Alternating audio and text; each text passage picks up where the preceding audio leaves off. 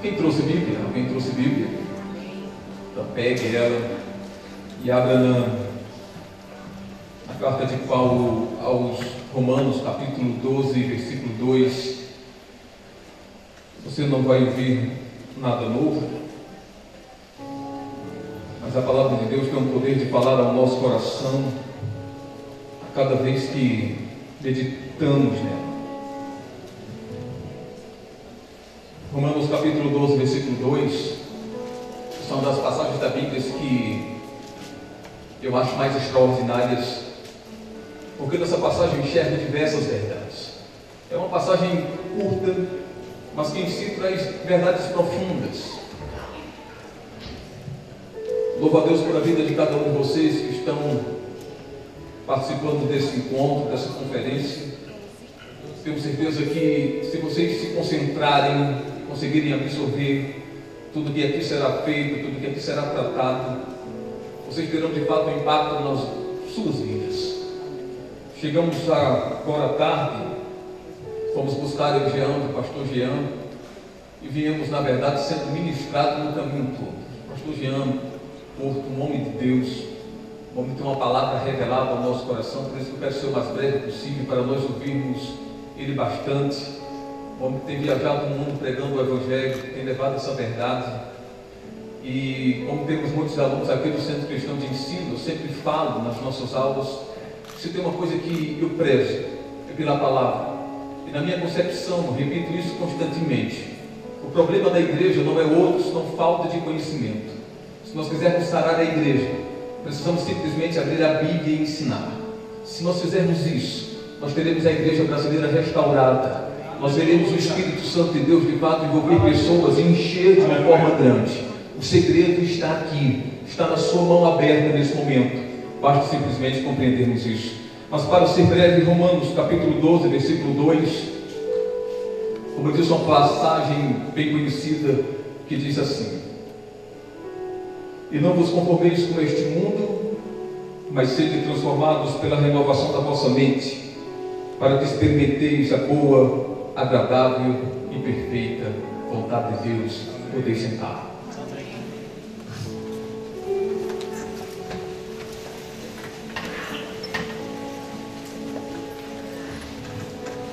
Uma própria conferência trata desse ponto, que é a questão de despertar a águia.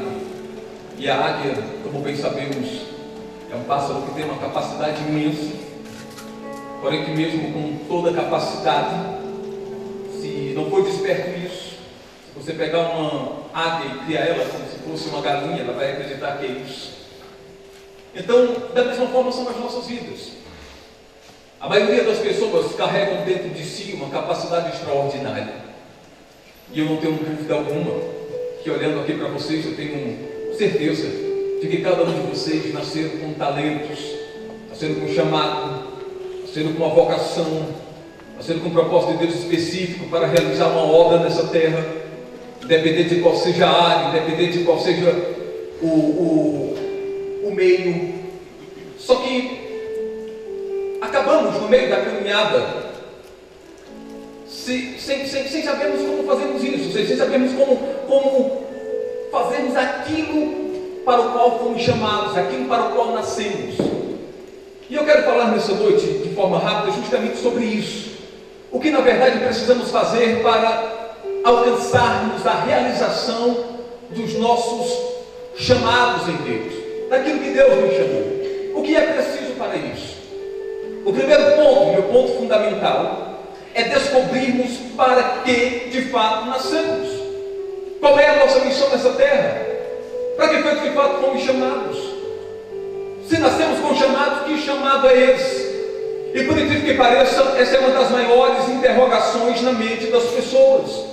É saber para que fomos chamados, qual a sua vocação, qual o seu propósito de vida dentro do ministério, qual o seu propósito de vida nesse mundo, nessa terra, para que você nasceu. Precisamos descobrir isso. E tem um detalhe: enquanto nós não descobrirmos isso, nós vamos viver tentando diversas coisas, e por muitas vezes inclusive quebrando a cara, porque estamos fazendo aquilo que não fomos chamados. Se nós pararmos para observar, quando fazemos análise na vida dos grandes homens que estão na história, nós vamos ver que eles foram grandes, realizaram aquilo que de fato tornou o seu nome conhecido, porque eles sabiam o que de fato nasceram para fazer. Basta você ler a história de Martin Luther King e você vai ver que ele sabia completamente o seu propósito de vida e que insistiu nele mesmo sabendo que isso levaria à morte, como de fato levou. Quando você vê a história de Abraham Lincoln, você vê que ele sabia qual era o seu propósito de vida e ele lutou por isso e conquistou mesmo isso também, o levando à morte. Eu poderia aqui citar centenas, se tivéssemos tempo para isso, de pessoas que realizaram grandes coisas e que sabiam exatamente para que nasceram. Quando olhamos para a Bíblia, nós vemos, por exemplo, o nosso maior exemplo, que é o próprio Jesus, que já nasceu sabendo qual era a sua missão. Ele sabia o que veio fazer. Por mais que as pessoas tentassem, por mais que lutassem, por mais que a religião, por mais que os povos fortes tentassem tirar o seu plano, a sua convicção, ele sabia qual era a sua missão. Isso nos faz compreender que o primeiro ponto para alçarmos voo rumo à realização do chamado de Deus nas nossas vidas é saber para que nascemos, qual é a nossa missão nessa terra, o que de fato Deus quer, em que área na realidade de fato Deus quer se utilizar da minha vida para impactar outras vidas. Porque se nós pararmos para observar, a nossa vida só passa a ter sentido a partir do momento que nós começamos a impactar as nossas vidas, que aquilo que fazemos, que seja no meio ministerial ou secular, tem uma influência na vida de outros, causa na verdade um impacto na vida de outros.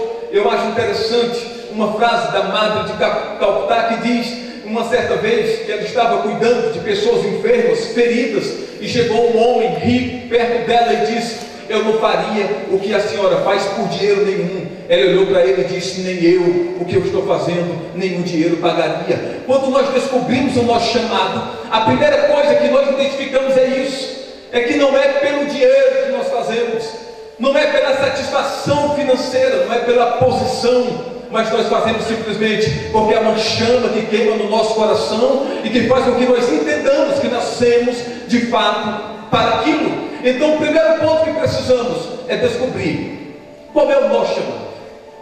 E vamos parar para entender um ponto importante.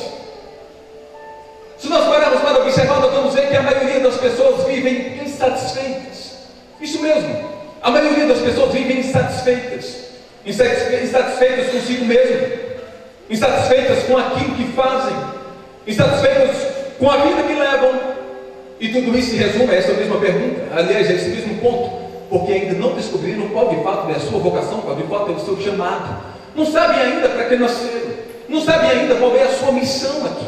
Então isso faz com que uma insatisfação tome conta da pessoa. Se você parar para observar, por exemplo, a vida de Jeremias, você vai ver que Jeremias viveu até os 22 anos de idade sem saber qual era a sua vocação, pelo fato dele ser filho de um sacerdote, e como isso fazia parte, logicamente, filho de sacerdote é sacerdote, houve toda uma preparação.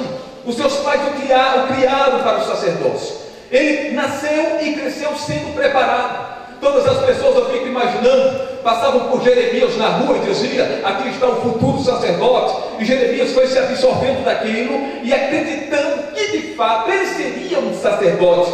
Mas chegou um dado momento da vida, quando Jeremias estava com 22 anos de idade, que ele teve um encontro com Deus, e Deus tirou aquele peso das suas costas, aquele peso que ele carregava, achando que tinha que ser um sacerdote, porque a sociedade estava impondo isso nele, porque a família estava impondo isso nele. Ele teve um encontro com Deus e Deus disse de fato o que queria dele. E Deus disse: Jeremias, ainda antes que tu fosse formado no ventre da tua mãe, eu te conheci. Aleluia.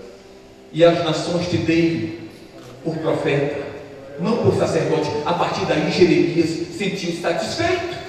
Agora Jeremias sabia qual era o seu chamado, qual era a sua vocação. Sabe o que Jeremias fez? Imediatamente Jeremias saiu de Anatote, da sua cidade natal, e visitou todas as cidades, pregando, despertando o povo, alertando, profetizando, mostrando coisas futuras.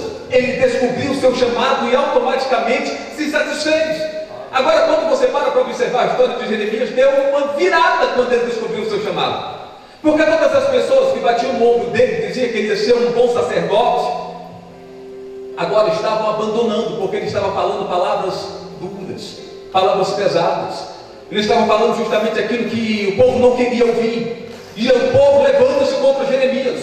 Jeremias ficou conhecido como profeta de lágrimas pelo fato de ter pregado durante 40 anos da sua vida e nenhuma alma ter se convertido. As pessoas o ouviam e o menosprezavam, mas ele sabia qual era o seu chamado, e mesmo toda a multidão sendo contra, ele tinha convicção: Deus me chamou para uma grande obra, eu vou realizar isso, e isso é o que importa para a minha vida. Eu quero que você entenda que quando você compreender o seu chamado, você não vai mais olhar para o que as pessoas dizem, não vai mais se importar com a opinião das pessoas a seu respeito. Você vai olhar para o seu chamado e vai dizer: não importa o que ciclano, fulano, beltrano pense, o que importa é que lá no céu tem alguém que olha para mim e diz: eu te chamei, te escolhi e vou fazer algo por meio da sua vida. Sabe o que faz a diferença? Precisamos descobrir para quem nascemos, precisamos saber qual o nosso chamado. Algumas pessoas falam: pastor, por que é que o senhor fala com convicção tão grande? Porque eu sei para que fui chamado. Eu tenho total compreensão que Deus me chamou para isso, então não tenho medo de falar. Eu sei qual é a minha vocação. Precisamos entender que quando Deus nos chama, nem sempre nós já estamos preparados. E aí é que entra o ponto. Tem uma passagem extraordinária que Paulo escreve aos Coríntios, que ele diz que eu chamo as coisas loucas deste mundo para confundir as sábias. O impressionante é que Deus chama justamente as coisas improváveis. O doutor Milton contou o testemunho dele aqui. Dificilmente alguém naquela época iria enxergar ele como juiz. Talvez as pessoas hoje estejam olhando para a sua vida e não estejam enxergando você como aquilo que de fato Deus lhe chamou para ser. E sabe, isso causa um impacto na sua vida. Talvez isso faça com que você se sinta mal. Talvez isso muitas vezes faz até que você se sinta náuseas. Você sinta-se mal de fato, até de forma física, porque ser menosprezado é uma coisa terrível. Ser menosprezado é uma das piores dores que um ser humano pode ter, perto apenas da traição. E isso acontece muito nas nossas vidas, e quem tem chamado vai passar por esses momentos. Mas se nós tivermos convicção do para quê e por que fomos chamados, não há nada que nos pare, não há nada que nos impeça de avançar. Temos a convicção, nascemos para isso e ponto final. Então concluo esse ponto dizendo: descobrir o chamado, descobrir para que nascemos, é o ponto fundamental para alcançarmos a realização dos sonhos e projetos de Deus para as nossas vidas. Segundo ponto, é sairmos do comodismo. Eu quero que vocês entendam um ponto bem importante aqui. O comodismo mata mais do que o câncer. Enquanto o câncer está matando o corpo, o comodismo está matando a alma. O comodismo mata a pessoa por dentro. O comodismo impede você de viver mesmo você estando respirando, com o coração batendo e o cérebro funcionando. O comodismo faz com que você pare, estacione no tempo.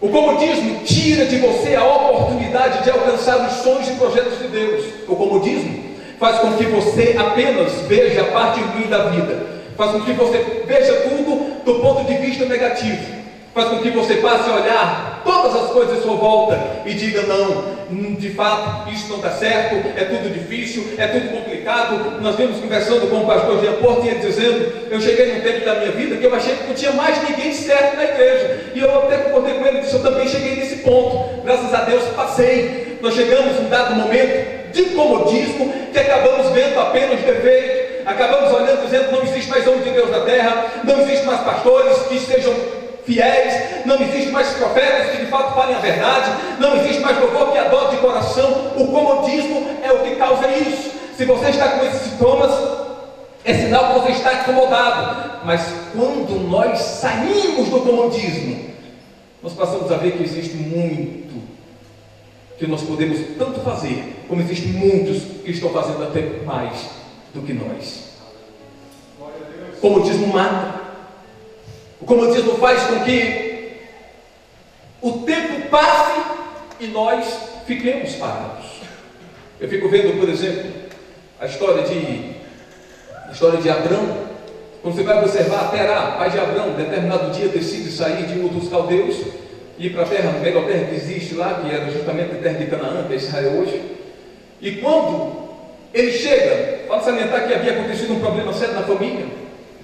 Arão filho de Terá, havia morrido de forma trágica, não vou entrar em detalhes por causa do tempo, mas ele sai de Ur dos Caldeus.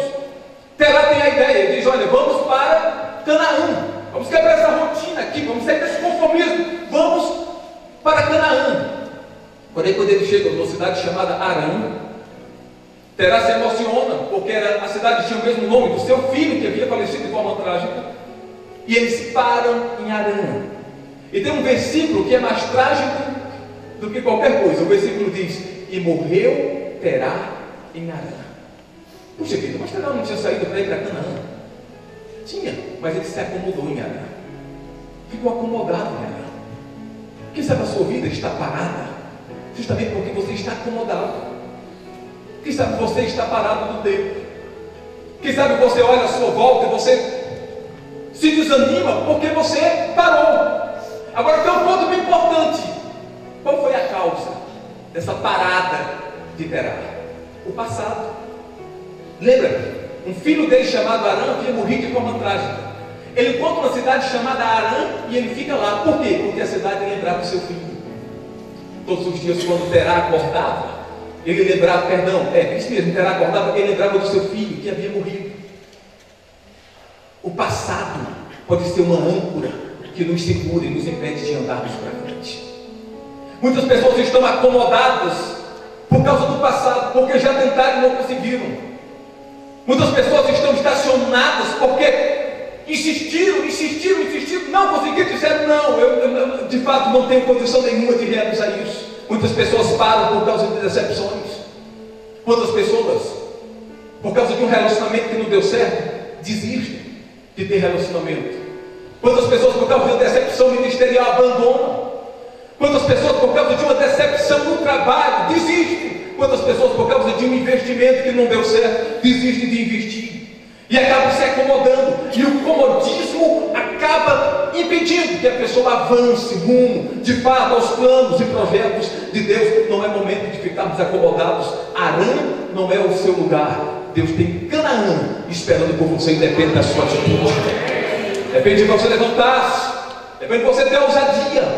O mundo foi feito para pessoas ousadas conquistarem.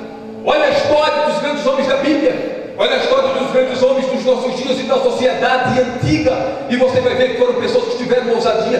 Deus conta com você, Deus conta com a sua ousadia. Você precisa ter coragem, como teve Abrão.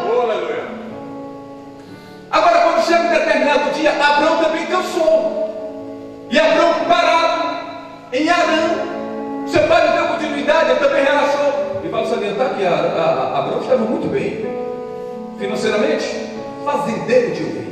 Ovelhas era o que não faltava, servos, muitos. Mas quando foi um determinado dia, ele incomodado, muito incomodado, inclusive, segundo diz o historiador, pensando em voltar, pensando em retroceder, ele passa uma noite toda acordada. Preste bem atenção nisso. Ele passa a noite toda acordada, e quando chega por volta da madrugada, Deus aparece para Abrão e fala com Abrão, e chega e diz: Abrão, sai da tua terra, sai do meio da tua parentela, e vai para uma terra que eu te mostrarei. Abrão, que estava acomodado ali, simplesmente naquela mesma noite, naquela mesma madrugada, ele preparou toda a viagem e foi embora. Ele tinha convicção da voz que estava lhe falando. Ele tinha convicção de que Deus estava simplesmente dando um sacudido, tirando ele do comodismo, tirando ele daquela situação parada, daquela situação estagnada. E é justamente, eu quero que você entenda isso, o que Deus quer fazer na sua vida nessa conferência. Deus quer tirar você da situação em que você está. Deus quer dar uma sacudida na sua vida. Deus quer mexer de fato com você. E às vezes nós não queremos isso. Às vezes nós queremos ficar quietinho no nosso canto. Às vezes nós estamos tão acomodados, e vamos ser sinceros, que tem coisa melhor do que a gente ficar acomodado em casa, deitado no sofá, principalmente nesse frio que chama justamente para isso. Só que tem um detalhe: quem você já viu conquistar alguma coisa nessa posição? Ninguém. Não se consegue. Se nós quisermos conseguir algo, temos que andar, temos que sair do campo, temos que andar, temos que ir para frente. É por isso que Abrão Perdão, Deus chega para Abraão e diz: Abraão, eu tenho algo extraordinário para fazer na tua vida. Eu quero te transformar num pai de multidões. Eu quero te transformar em alguém. Agora tu precisas sair da tua terra, do meio da tua parentela, e ir para uma terra que eu te mostrarei. Eu preciso que tu se levante, eu preciso que tu tenha ousadia, Abraão. E a Bíblia diz que Abraão foi. E aí nós vamos ver que na verdade Abraão conquistou. E se eu não tivesse ido, eu não estaria nem falando o nome dele aqui hoje, porque nós nem saberíamos que ele existia. Deus tem coisas extraordinárias para fazer nas suas vidas. Deus tem coisas extraordinárias para fazer na vida. Graças a Deus estamos com muitos pastores aqui. Pastores, Deus tem coisas extraordinárias para fazer no ministério de vocês. Deus tem coisas grandes para fazer. Deus já colocou essa cidade nas mãos de vocês. Basta simplesmente vocês saírem, irem atrás, irem adiante, dizerem: essa cidade é nossa e ninguém toma, em nome de Jesus. A ousadia. Precisamos nos levantar, precisamos ter essa coragem de dizer para o mundo que Deus é das nossas vidas, porque Ele nos chamou e tem algo extraordinário para fazer, como Ele disse. Abraão foi. Ele não ficou pensando, ele não disse: eu vou orar, ele não disse: Deus, eu vou pensar. Ele simplesmente foi porque ele entendia a voz que estava falando com ele. Precisamos compreender a voz que fala conosco. Precisamos entender quando Deus nos dá uma direção. E interessante é isso, é que a maior forma que Deus tem de falar com pessoas é por meio de direcionamento. Deus dá direção. Esse é o meio que Deus usa. Deus não chega para Abraão e diz: Abraão, tu vai dormir hoje em Harã e acordar amanhã em Canaã. Não, isso é mágica, e Deus não trabalha com mágica. Deus disse: Abraão, sai da tua terra, toma atitude, levanta-te e vai. Automaticamente Deus estava dizendo: me responsabilize pela minha palavra. Se tu fores, eu vou contigo. Se tu fores, eu irei preparando o caminho. Agora você é quem tem que ir. Precisamos sair do comodismo. Se nós não sairmos do comodismo, nós nunca, nem jamais vamos alcançar aquilo que Deus de fato tem para as nossas vidas. Nunca vamos alcançar o seu chamado, nunca vamos alcançar essa realização. Precisamos saber quem somos e precisamos saber para que fomos chamados. Tem um nome na Bíblia chamado Mefibosete. Nós conhecemos muito bem a história dele. Filho de Jonatas, neto do rei Saul, um jovem que tinha sangue azul nas suas veias, tinha sangue real, fazia parte da monarquia, mas por decorrência de uma situação, ele havia caído dos braços da sua serva, da sua ama, e havia quebrado seus dois pés com a morte do seu avô e do seu pai. Ele estava morando numa vila chamada Lodebar, uma terra seca, uma terra de esquecimento, mesmo sendo príncipe, mesmo fazendo parte da realeza, estava morando entre, vale salientar, quando nós vamos olhar à luz da história, Lodebar era um lugar onde as pessoas desprezadas, que ninguém queria nada com elas, iam morar, porque não tinha outra oportunidade. Eu já ouvi alguém dizer que Lodebar era um lugar de ricos. Isso aqui historicamente não tem fundamento algum. Lodebar era um lugar dos desprezados. Era um lugar onde as pessoas que não tinham condição alguma, que não tinha quem cuidasse delas, iam. Era um lugar para onde os órfãos iam morar. E foi para lá que Mefibosete foi. Só que tinha um detalhe: Mefibosete, mesmo estando em Lodebar, Mefibosete era príncipe, só que ele não sabia disso. Ele não tinha essa compreensão. Ninguém havia lhe dito isso. Quem sabe as pessoas até encobriam isso. Mas chegou um determinado dia que o rei Davi chamou Ziba, seu moço, seu escravo, tinha sido escravo da família real de Saul, e disse: existe alguém vivo ainda da família de Saul para que eu possa agir de benevolência para com ele? Ele disse: tem um. Ele disse: tem um. E fez questão de citar os seus defeitos. Disse: aleijado dos dois pés. Fez questão de citar onde era que ele morava. Mora em Lodebar. Ou seja, olha, isso aí não tem. Isso aí mora na pior cidade, da pior vila que existe. É filho de Jonatas. Quando disse é filho de Jonatas, não queria dizer ninguém é filho de Jonatas. Para salientar que Davi, o maior relacionamento de amizade que ele teve foi com Jonatas. Quando ele diz é filho de Jonatas, a Bíblia não diz de forma detalhada, mas segundo a história, Davi pega a carruagem real, para salientar que ninguém entrava na carruagem real, mas Davi dessa vez ele pega a carruagem real, e ele diz: vão em Lodebar e tragam Mefibosete. aquela carruagem real foi até Lodebar. Agora tente imaginar assim, chegando a carruagem, 8 cavalos, chama a carruagem linda. Uma carruagem que só nessa carruagem tinha pelo menos 20 quilos de ouro. Uma carruagem extraordinária, carruagem real. Em cima da carruagem tinha o símbolo da coroa. E essa carruagem entra no pior vilarejo que existia. E quando chega lá, as pessoas começam a procurar quem era Mefibosete, até que o identificaram. Eu fico tentando imaginar o diálogo daqueles que foram buscá-lo, dizendo: olha, Davi, o rei Davi, mandou te chamar. E ele dizendo: mas puxa vida, eu não tenho uma veste, eu não tenho vestes para me apresentar diante do rei. Ele disse: olha, ele disse que você fosse do jeito que você estivesse, do jeito que você está, você vai assim. Não, mas eu não tenho como, eu vou me apresentar diante do rei. Você vai, porque ele mandou lhe chamar, e se você não quiser ir, nós vamos ter que levar a força, porque o rei nos deu uma ordem. E pegaram o Mefibosete, colocaram o Mefibosete dentro da carruagem real. E quando o Mefibosete chega diante do rei, Mefibosete fez como todo súdito, dobrou os joelhos, se colocou o rosto em terra, e o rei olhou para ele e disse: Mefibosete, levante-se. Aqui você não é súdito, aqui você é príncipe, você faz parte da família real. Eu estarei lhe devolvendo tudo aquilo que foi do seu avô, que foi do seu pai. Está vendo esse servo aqui, Ziba?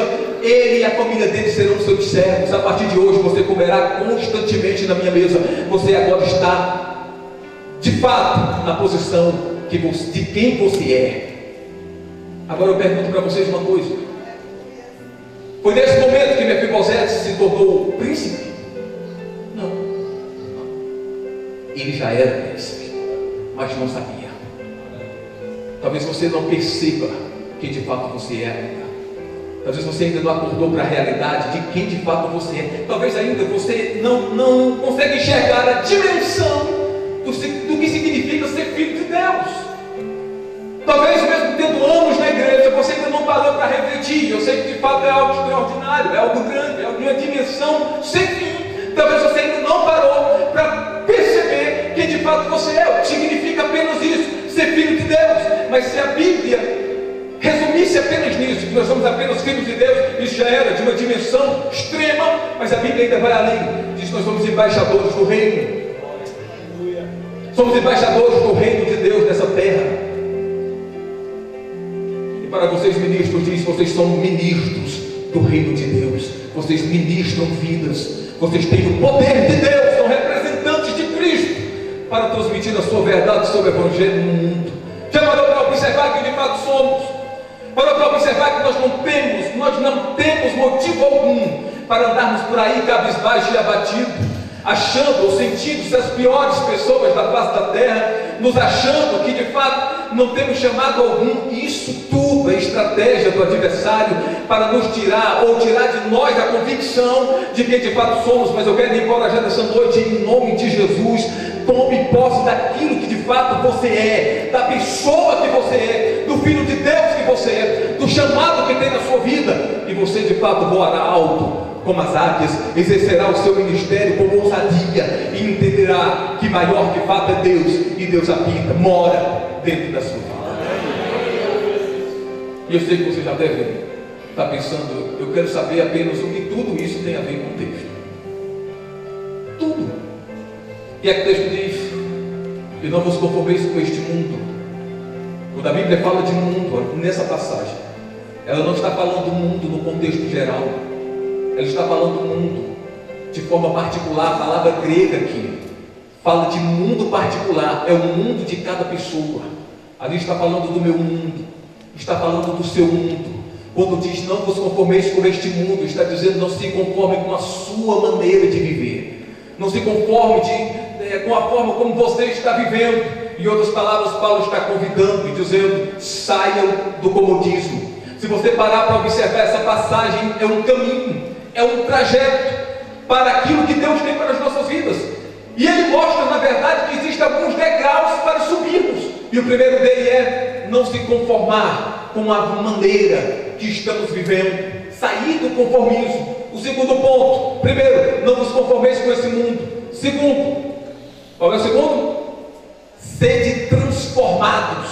Precisamos de transformação. Que transformação é essa? Não é uma transformação externa apenas, uma metamorfose. É uma transformação interna primeiro, uma metanoia. Ele diz, mas transformai-vos.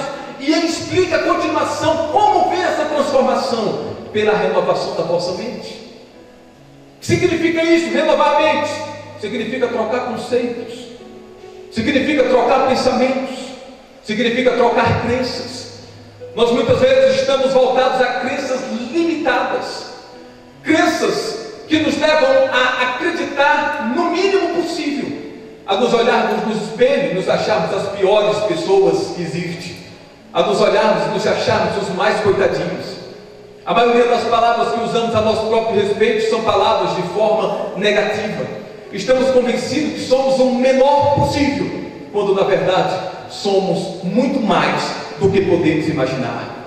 Antes que aconteça essa transformação, que vem por meio dessa renovação mental, nós não vamos conseguir alcançar o que Deus tem para as nossas vidas, exercendo o nosso chamado. Então ele vem, veja que é um caminho. Primeiro, não vos conformeis com esse mundo. Segundo, transformai-vos pela renovação da vossa mente. Para quê? Para quê? Qual o fim disso tudo? Para que experimenteis qual seja a boa, agradável e perfeita vontade de Deus. Paulo, em apenas um versículo, ele descreve todo o trajeto que nós precisamos andar para usufruirmos daquilo que Deus tem para as nossas vidas. E nós precisamos acordar para essa realidade. Precisamos despertar essa águia que muitas vezes está dormindo dentro de nós. Precisamos acordar para o nosso chamado. Precisamos acordar para aquilo que de fato Deus nos chamou. E se nós não descobrirmos isso, nós vamos viver uma vida infeliz e ainda vamos culpar Deus por isso, quando na verdade a grande vontade dele é que usufruamos do seu melhor, em nome de Jesus. Eu não vou tomar mais tempo. Como eu disse, nós vamos ouvir ainda, tem o pastor Jean, o pastor Calvino, que ainda vai falar conosco também. Eu gostaria que você ficasse de pé nesse momento.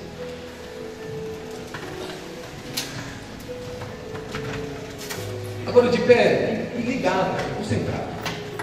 Preste bem atenção nisso. Se Pedro puder, por favor, veja bem. Para concluir, eu vou concluir com uma metáfora aqui, uma parábola, na verdade, para você entender melhor. Veja bem, tente imaginar o seguinte: se você parar para observar, as pessoas que ficaram com o nome escrito na história, isso tanto na história bíblica, como também na história secular, elas não ficaram com o nome escrito porque elas eram simplesmente, mas por que elas fizeram. Resumindo, aquilo que você faz é o que vai criar o seu nome.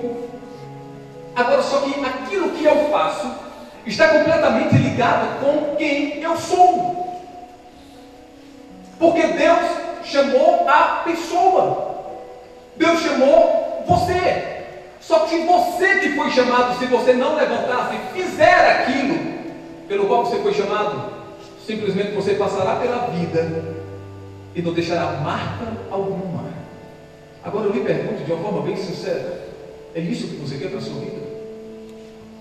Eu sempre digo que morrer é ruim, e morrer decepcionado é uma miséria. E se você não fizer aquilo que Deus te chamou para fazer, por causa do conformismo, por medo, quando chegar no final da vida,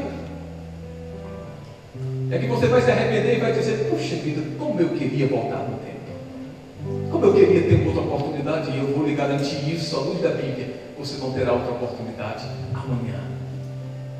Quando eu falo amanhã, eu falo no fim da sua vida, mas você tem uma oportunidade hoje. Hoje é uma oportunidade.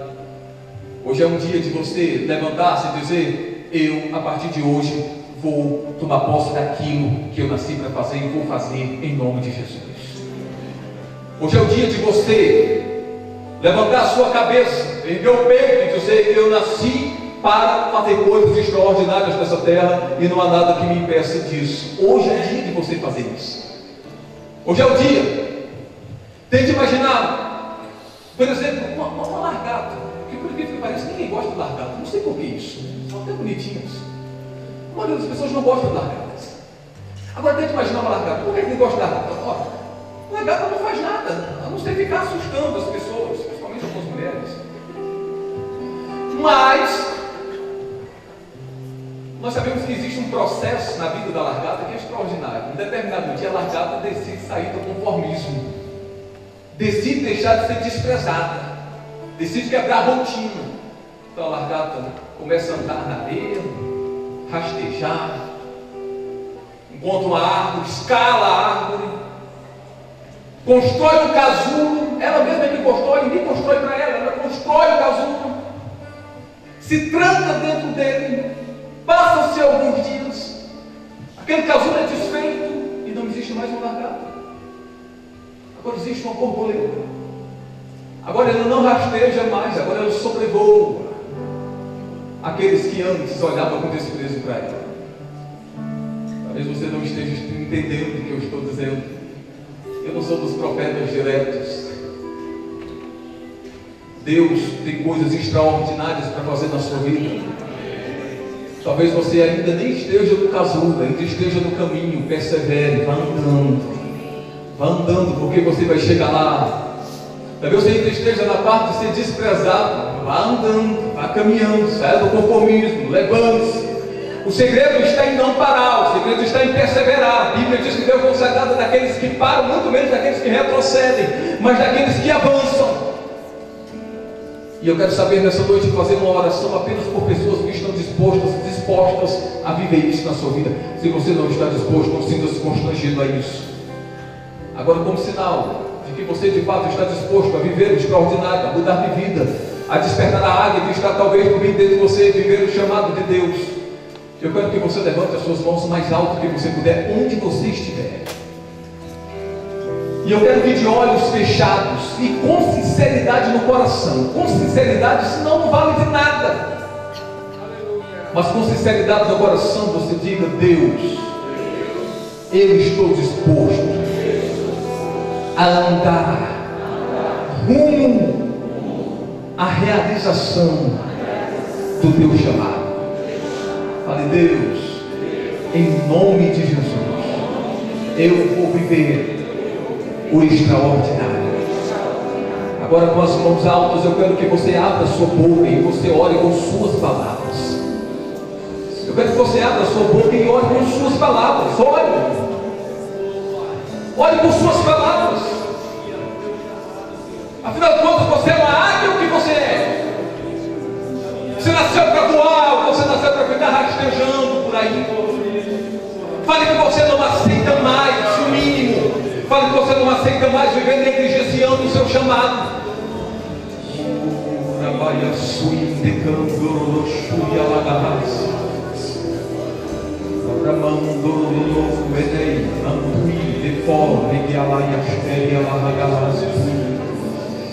O Espírito Santo, em nome de Jesus, vai agora, Espírito Santo, vai tocando no coração desse teu filho, no coração dessa tua filha, vai dando uma sacudida de ânimo nele.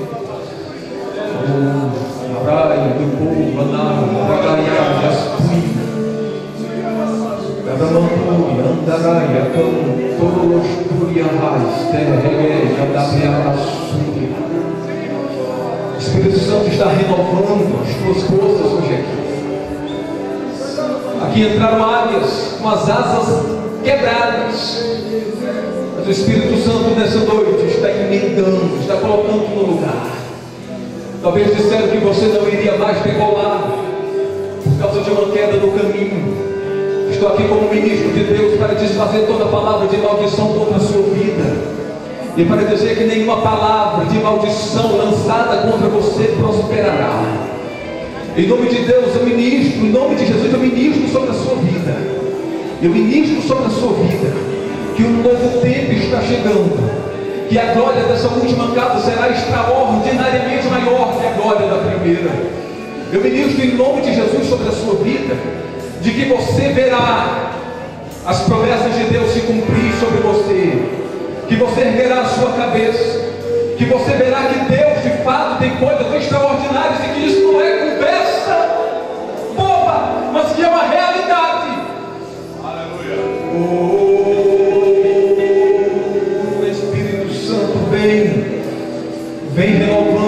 Senhor. Renova, Espírito Santo, renova as forças. Nós não estamos fazendo essa conferência, Senhor, com outro propósito, senão o de renovar forças, de despertar, de trazer ânimo novo, Senhor.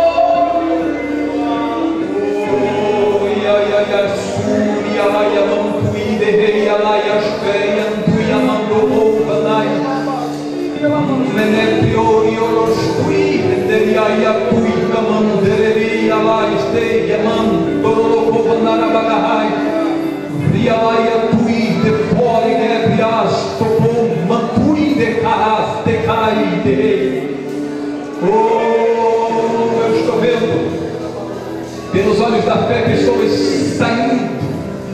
saindo daqui nessa noite cheias de forças, pessoas saindo daqui nessa noite preparadas para a batalha, mas não mais de cabeça baixa, não mais de cabeça olhando para o chão, mas de cabeça erguida, olhando para o frente, tendo convicção de quem é. O Espírito Santo desperta dons desse povo, desperta talento, Senhor, desperta a tua igreja para viver o extraordinário, desperta a tua igreja para usufruir daquilo que o Senhor conquistou na cruz, desperta a sua igreja, Senhor, desperta a sua igreja para a sua missão, desperta os seus ministros, Senhor, traz um despertar sobre nossas vidas, e que esse despertar seja, Senhor, tão grande que saia daqui e invada essa cidade, em nome de Jesus.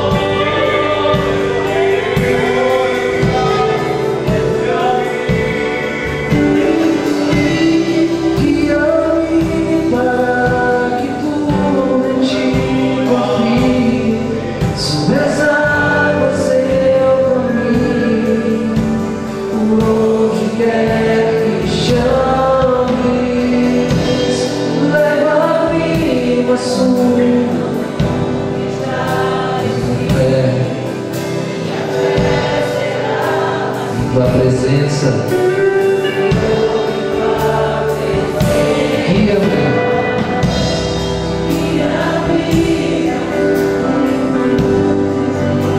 Sobre as águas, onde quer fechamos, leva-me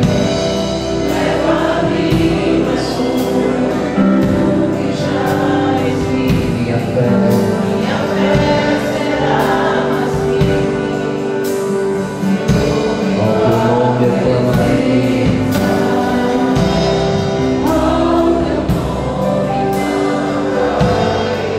Das ondas,